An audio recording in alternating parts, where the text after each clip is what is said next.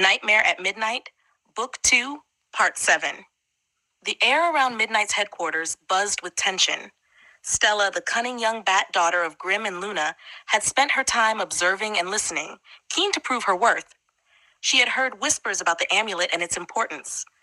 Determined to gain favor within Nightmare and leverage this newfound knowledge, she meticulously pieced together its history.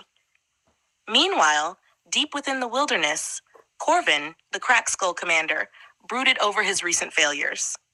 The betrayal he felt from Kelly's departure gnawed at him. He had abandoned his post, left his people in chaos, and now wandered aimlessly, driven by anger and heartache. Determined to confront Kelly and clear his name, he tracked her down to a secluded spot near the smoldering remains of her village.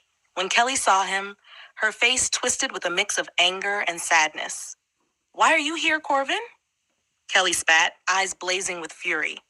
"Haven't you caused enough damage?" Corvin stepped forward, his voice strained with desperation. "Kelly, you have to believe me. I didn't send Toadsworth. I had nothing to do with the attack on your village." Kelly shook her head, tears streaming down her face. "How can I believe you? After everything, how can I trust anything you say?" Frustration bubbled over, and Corvin's voice rose. "I cared about you. I wanted us to be together. I asked you to marry me because I loved you, not to manipulate you." Kelly's resolve wavered, but she couldn't shake her suspicions. "Then why did Toadsworth attack my people? If you didn't order it, who did?" "I was cast out by Toadsworth," Corvin admitted. "He's trying to take over Crackskull, and I was powerless to stop him. I left because I couldn't bear to see what was happening." Kelly stared at him, the conflict evident in her eyes. After a long pause, she said, "Prove it. Prove that you're not behind this." Corvin's shoulders slumped, and he reached into his bag, pulling out the spellbook. "Take it. If this will help you believe me, then I'll give it back. I want you to see that I'm telling the truth." Kelly took the book, her hands trembling. For a moment, there was a flicker of something softer in her eyes, but it quickly faded. "If you're lying, I'll never forgive you." Corvin nodded solemnly. "I understand." Back at Midnight's headquarters, Molly and the team were stunned when Kelly returned with the spellbook. She recounted her encounter with Corvin, leaving out no detail. While some remained skeptical, the return of the book gave them a crucial advantage. With the spellbook in their possession, Team Midnight now had a valuable resource to unlock the secrets of the amulet.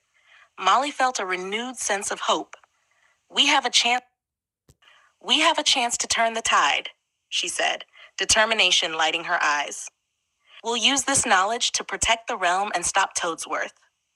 Stella, ever the observer, watched closely as Team Midnight began their studies. She knew that understanding the amulet's power could shift the balance even further. With her parents' allegiance to Nightmare and her own cunning, Stella started to form a plan of her own. As the forces of Midnight and Crackskull prepared for the next phase of their struggle, old alliances were tested and new ones forged in the crucible of conflict.